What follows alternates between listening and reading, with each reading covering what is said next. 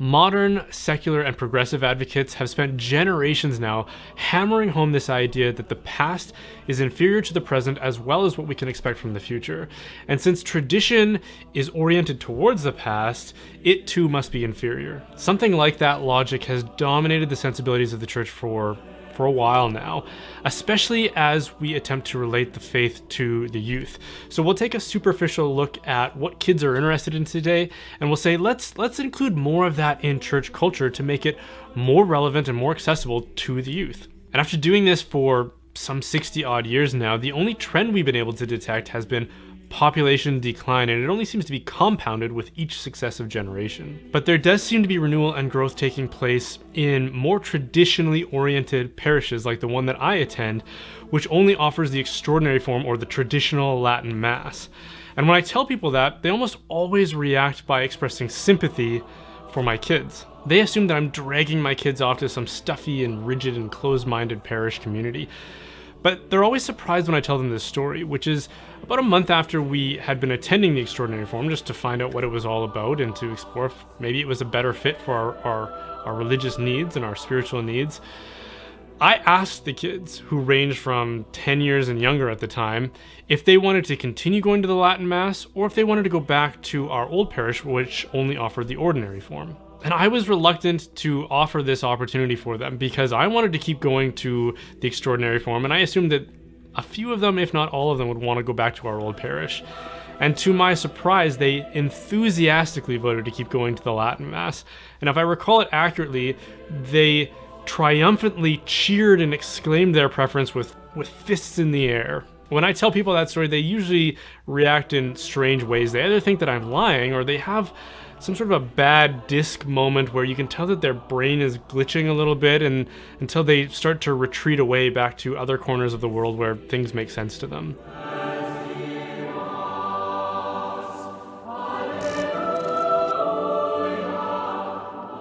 Modern life seems to be fairly cleanly divided between work and leisure, or maybe work and play is a more familiar way of describing it. Work is what we do because we have to. It's our obligations and commitments. It's a necessary evil.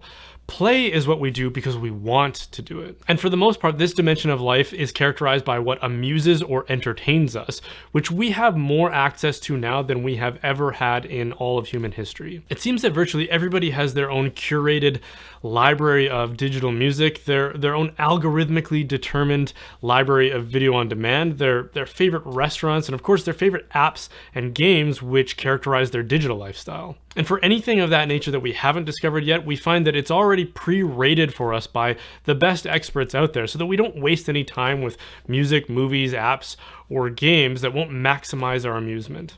And nobody is more dialed into these expressions of popular culture than the youth. For one, all of our promotional media is targeted at them because they have buying power and they will be less shrewd in scrutinizing the stuff that people are trying to sell to them. So they're seen as an easy target. And unfortunately, popular culture is an industrial business, and they've been able to maximize their profits by drawing from the wisdom of industrial manufacturers who have been able to ensure that consumers continue to buy their products even when we don't need them through the concept of planned obsolescence. This was a concept developed by General Motors, who decided to redesign their cars every year even though they didn't need to, in the hopes that this would attract consumers to buy the latest one even though they didn't need it, even though their existing one was perfectly fine and should last them several more years. Trends in popular culture are designed to do the exact same thing. Just when we feel like we've caught up with the latest in fashion or music,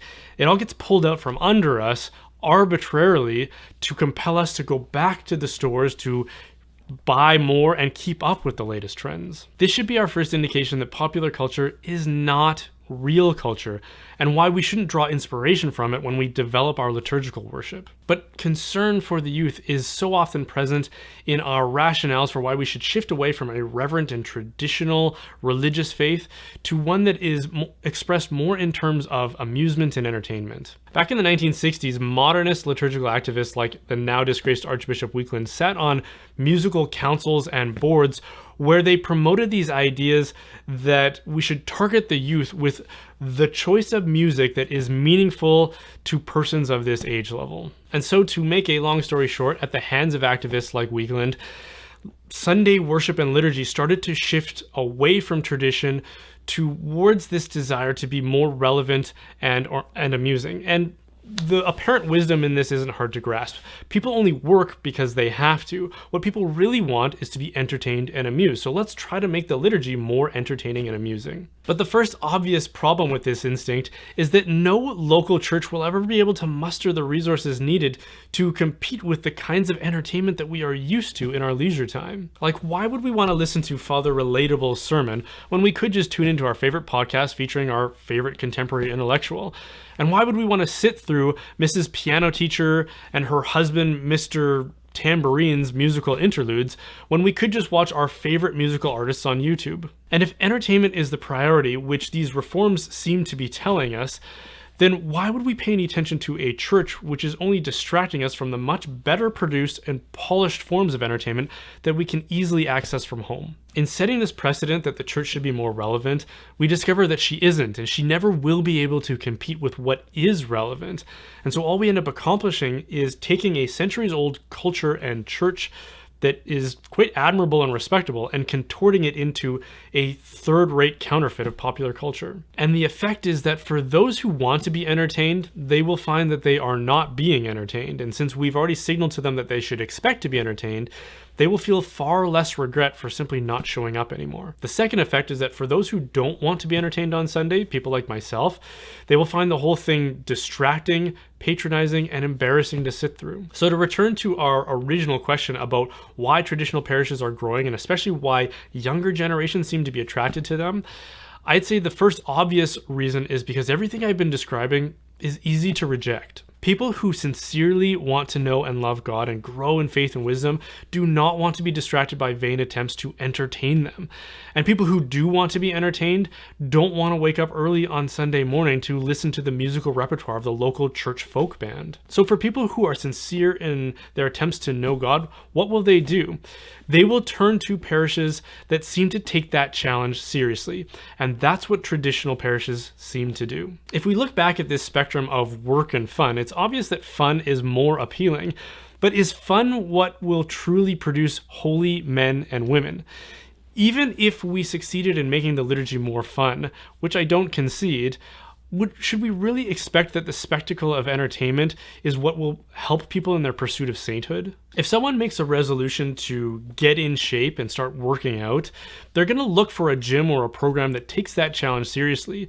If there's a gym or a program out there that wants to emphasize fun at the expense of transformation, people like that will see it as a waste of time because they're serious about change. Liturgy, etymologically, literally means the work of the people, not the amusement of the people, not the entertainment of the people. Prayer is a work that we have to do. It's what we are called to do. And when we do it, we discover that we are transformed by it. And even if this isn't explicitly understood by people who want to take their faith seriously, I think that they instinctively understand it and they instinctively perceive it in traditional parishes. There are a million reasons why young people would want to avoid religion and religiosity. For one, it's eccentric, and it will force them to stand against the fashionable thoughts and currents of society, and they might face ridicule at work or at school. And a church that is preoccupied with relevancy won't alleviate any of those challenges for them. A person who can look at those prospects and push through anyways isn't someone who's going to be hung up on the need to be amused. And if we try to amuse them, they're just going to see that as pandering. What they want is authenticity. And if holding fast to the faith is hard work, then we shouldn't pretend otherwise. It's a high and noble thing that people can break out of this pattern of amusement to understand their desire for the higher and noble callings in life, especially in a modern world that is so relentless in its promotion of comfort and the appeasement of our base appetites. That is an opportunity for the church to be a unique voice crying out in the wilderness of the modern age, and that is the only kind of appeal that the church will ever have. And that is a strong appeal. And so it's no wonder that modern secular society wants the church to compete with it on its own playing field, the field of entertainment and amusements and delights. The modern world can't compete with it on the noble grounds of tradition, so it has to level the playing field.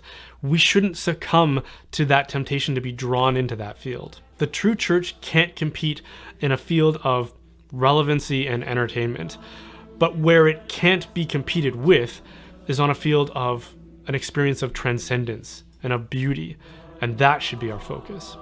Hey, thanks for watching that. If you enjoyed it, then be sure to like and subscribe for more. And if you want to support the making of content like this, then please consider joining my online community, The Reinforcements. It's kind of like Patreon, but instead of being beholden to a big tech company, it's a website I built entirely myself, so there's no risk of us being censored or shut down or anything like that. There are hundreds of people who have already signed up, and our mission is to renew and reinforce the church. So if that's you, then come check it out. As an added bonus for certain tiers, I will also send you a gift box from Glory and Shine, which is a Catholic, family-owned and operated company.